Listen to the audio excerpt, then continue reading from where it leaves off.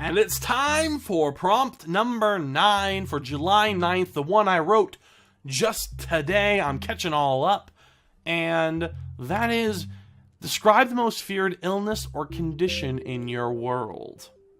Now, I actually didn't have, a lot of these I had some sort of idea in my head of what this would be in my world, whether it be an airship captain or the Free Isle Pirates or anything really.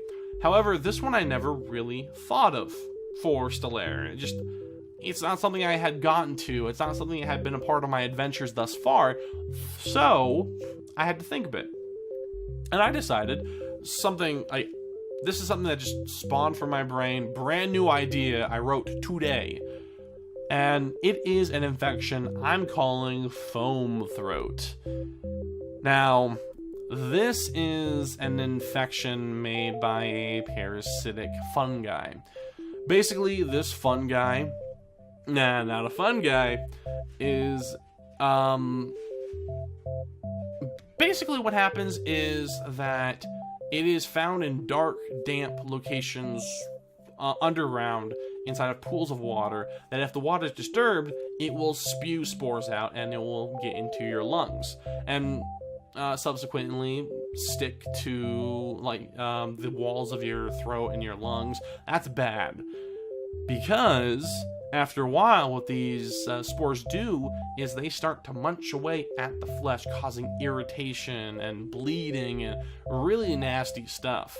So much irritation that what happens is the victim begins to cough and cough and cough and just keep coughing until just blood and flesh start to get flung from their throat. And as well as this this gore, this nasty stuff being flung into the air, these spores and spore pods are being spread out as well, possibly infecting more people, causing them the same affliction. But I mean, the spore pods themselves have a goal. They want to find a still, cold, damp, dark body of water so they can grow new plants in. However, that doesn't happen a lot. So it's very rare, actually, for these things to find a new home.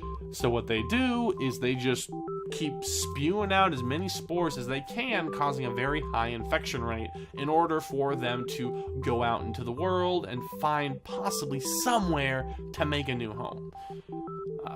Unfortunately, it's very painful and dangerous for people because of that. People, creatures, animals, you name it.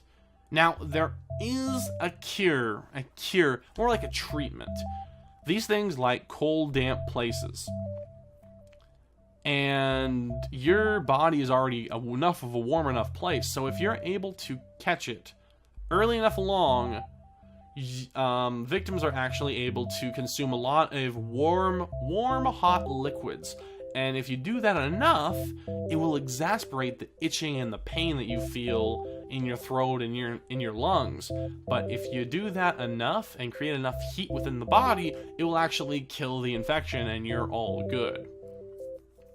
Unfortunately, while this is well known, it's also kind of rare to actually see in practice. So someone's immediate thought isn't, boom, I'm struck with foam throat.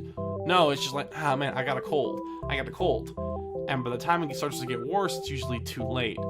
Because if you try to cure it through the normal methods of hot liquids and water, it exasperates everything, causing so much more pain and the coughing to become more violent. In fact, if trying to treat the infection with this method while the victim is already coughing, in the coughing stage, it usually doesn't help because they won't be able to keep these liquids down, and it usually exasperates the infection, causing it to spread further and more dangerous, more fatally. Oh, by the way, these things are eating the inside of you. So, people infected, if not cured, they will die.